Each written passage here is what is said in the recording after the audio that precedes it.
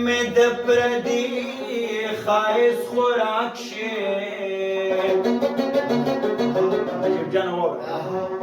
ستا یادونه جړغونې شي کواک شي په ګریوان کې مې لامده ویښته نه چوړ کړه که د ډېرې بې ننګۍ نه مې زړه پاک شي او سترګې خوږه عمر ته مستی لزم